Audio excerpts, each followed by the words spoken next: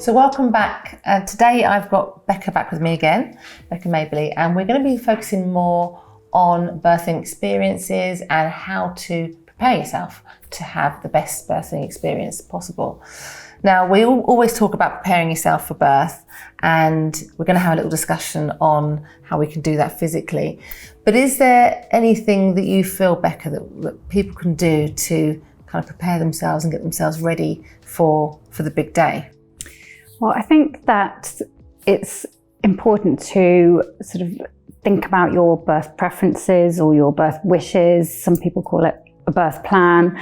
I think we need to be careful in putting too much importance into sort of writing a laminated kind of set of preferences for your birth, because it's not like that, as we all know. But it can be really useful to help you to think ahead, and to try and just think about things that might be important to you, things like skin to skin, things like pain relief. Is there anything you definitely think that you don't want or you definitely do want? It can help you to think about things that you might be worried about. Like, for example, some women are very frightened about the idea of a C-section because they've never had an operation, they've never been in an operating theatre. And just sort of even being forced to think about that can be a good thing, because it can prompt you to do some research, to educate yourself about what a C-section actually entails, because it doesn't need to be scary. But a lot of women I come across haven't done any research at all. They haven't been to antenatal classes. They just say, oh, I'm just going to wing it. And then the time comes and they end up perhaps with a different birth to the one that they'd imagined. And that can be really upsetting. And you can perhaps start off motherhood feeling like a failure, which is really sad. So I think it's really important to spend some time working out, different things like that. And like you said about knowledge, like I always say, the main thing about a birth plan is making sure that you are informed and that you're knowledgeable, that you know that there are choices, whether it be choices with regards to pain relief, whether it's choices in terms of where you want to give birth. The amount of people who are like, well, I didn't know there was a choice. I didn't know I could give birth in a birth centre or at home or in a hospital.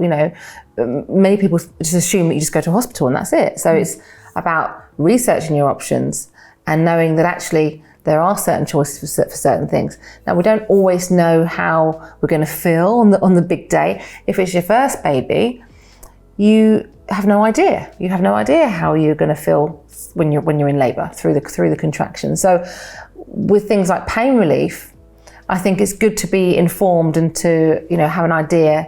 I think some people get confused with the whole writing down what you would prefer, because actually you don't really know.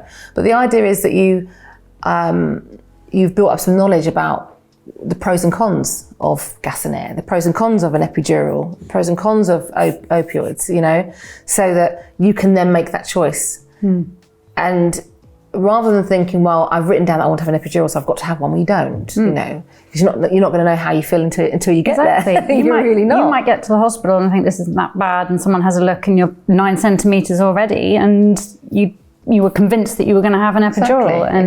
Exactly. And that's why I say to the women that we speak to, don't laminate your birth plan. You don't even have to write anything down if you don't want to, but just go away and think about it, educate yourself about it. Exactly. And even things like, who would you like to cut the cord? Do you want the health professional to do it, or do you want your partner to do it?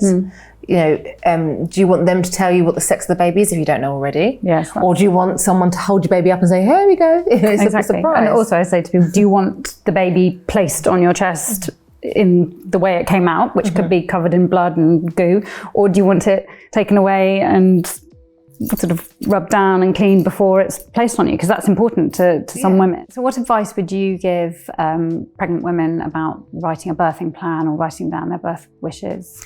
I'd probably start by saying, start thinking about it early. Don't wait until 2 weeks before your due date. So, as you're entering your third trimester, start thinking about your birth plan, because then it gets you thinking about labour and birth and looking at your choices and things like that.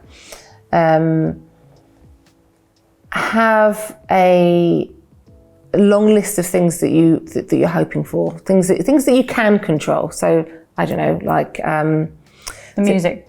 Music, yes, you can control your music. You can usually control things like the lighting, you know, if the hospital or birth centre has a dimmer in there. You can control what you wear most of the time, unless you're going into surgery. Who's with you? Who's with you. So write down the things that you can control. In most cases, unless it's an absolute emergency, you can control who cuts the cord, you know. Whether you want the midwife or whether you want your birth partner to do that for you. So write down things that you can control. And then things that you're not sure of, so such as pain relief and things like emergency births, you can also write your thoughts on those on another page. I would say that with a birth plan, to discuss it with your care provider by around 35, 36 weeks. Have 2 conversations if necessary. You know, sometimes things might need to be adjusted, especially if you are, you know, your pregnancy's been absolutely fine the whole way through, and then all of a sudden you've developed high blood pressure or you've developed diabetes or something that requires a few adjustments to your birth preferences. So, you know, have that conversation. Also, make sure your birth partner is aware of your wishes. Make sure they're on board. Make sure they know, make sure they know what it is you're hoping for. Because if you get to a stage where you're in your labour and you feel like you can't, you know, you can't, perhaps you can't talk or you can't verbalise what you want, that your birth partner knows, because they know what your preferences are, because you've gone over it with them, perhaps you've written it with them, so they can be your advocate. And also, another main one is, when you go into labour, whether you're having a home birth, birth centre, hospital birth, show the midwife your birth plan when you get in the door. Don't wait for them to ask you for it, because a lot of midwives won't. They just look after you and that's it, because they might assume that you haven't written your birth preferences down. So get it out of your bag and say, hey, hi, midwife so-and-so, here's my birth plan, you know, or get your birth partners to do that. Sometimes things are really quick, you know, we both know sometimes births are really quick and you don't get a chance. Okay, but you know, the birth goes quick, and as long as you are informed, as long as you know what's going on, as long as, you know, you are able to consent to things, and, you know, then it's fine. But it's great to have that guide there, you know. But I also think it's really important to just remain open-minded, and so that to bear in mind when you're writing your birth plan or your birth preferences, to just keep at the back of your mind that it's not like a room service menu. You don't get to like go, I would like a quick birth, please. No pain, no rips. That'd be great, wouldn't it? And a baby that sleeps through the night. It's not like that. So although you do have preferences and wishes that Mother Nature doesn't always get it right, things don't always go according to plan. And I think your partner needs to understand that too. Also, the other way, so say for example, that you write down, you definitely don't want an epidural, and that you're just going to do hypnobirthing. And the time comes, you know what, it's more painful than you thought. Your hypnobirthing isn't giving you enough pain relief, and actually you want an epidural. And it can be your partner's got to agree with any decision that you make, and not say, you wrote down no epidural. You know, I think everybody's got to be open-minded. It's a very hard one, and it works the other way around as well. You might think that you definitely want an epidural, and you don't end up needing one at all. And one of the things, this was one of the worries that I had, and with my last couple of births, me and my partner, we had this agreement on the whole epidural thing, because with my first baby I didn't need an epidural, and then I had a cesarean, and then the last 2 I had them vaginally as well with no problems. But we all get to that transition phase, so the transition where you're going yelling for the drugs. Yes. And so I said to him, and I didn't want an epidural. That was, I decided I didn't want one. I don't want one at all, regardless of what. So I said, right, okay. So he said to me, well, how am I going to know? Because you know, the last birth, you screamed for an epidural. So I said, okay, this is what we're going to do. If I ask you for an epidural more than 10 times, then get me one, because I mean it, right? But if I just ask you for a couple of times because I'm in transition, I don't really mean it. So and the midwife was on board as well, because I told her. So with the last one, I was in labour, I got to transition, I got the, oh my gosh, I can't cope stage. And I asked for the epidural. So the midwife said, no, Marley.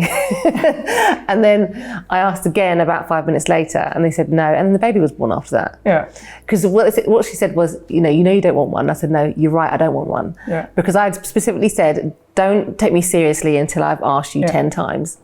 And my partner says to me, if you had asked that many times, we would have done it. And so would the midwife. But I was glad that they didn't do it, because that's not what I wanted. And I knew I was going through transition, and that's why I was, shouting. So that's why it's so important to have that relationship with your partner, so that they know what you want, and even to get your health professional on board as well. It's really, really, really important. I will just add that if you decide to have an epidural, that doesn't make you a failure, because an epidural is there to take away the pain. Take away the pain, and it's effective and it's amazing, and you can go on to have a really positive birth experience with an epidural. And it's sad to hear women speaking about it in a sort of negative way, thinking that they failed before they began because they were too weak or weren't strong enough or low pain threshold, and they failed by giving in and taking the drugs. I think when we're talking about people who want one and people who don't want one, we need to look at the reasons why. Because I didn't want to have one because of the risks that were involved, and not just that. I wanted to get up and walk around afterwards. I wanted to get up off the bed, and I'd had an epidural before with my cesarean, and I knew that I was stuck on the bed. So some people are happy to do that. They kind of weigh out the pros and the cons, and for them, that's the perfect choice. But it's not always about, feeling like a failure. So I think it's really important that when you're doing your birth preferences and you're looking at things like pain relief, that you are making that informed choice for you. You're looking at the pros and the cons, and you're thinking, actually, that's fine, I'll do that. Or actually, no, I don't want to do that. But whatever your reason, it's yours, isn't it? Birth's so different for everybody. Of course, yeah. I was only in labour about 4 hours, and everything, I was low risk, and everything was happening relatively fast. And yes, it was very painful, but it was manageable. But if you've been in labour for a couple of days and the baby's in the wrong position and you're exhausted, then sometimes it's the best thing, isn't it? Yeah, absolutely. And I've looked after people who've done just that, who've gone through a couple of days and they've had an epidural and they've gone to sleep and they've woken up and they're fully dilated. Mother Nature doesn't always get it right, and that sometimes you may have a more difficult time giving birth than you had wanted or hoped. And at the moment, obviously, one in 3 women in the UK are having birth by C-section, aren't they? So I think it's really important that before you give birth, you should learn about exactly what happens during that process, so that you're not frightened if it does happen to you. Absolutely.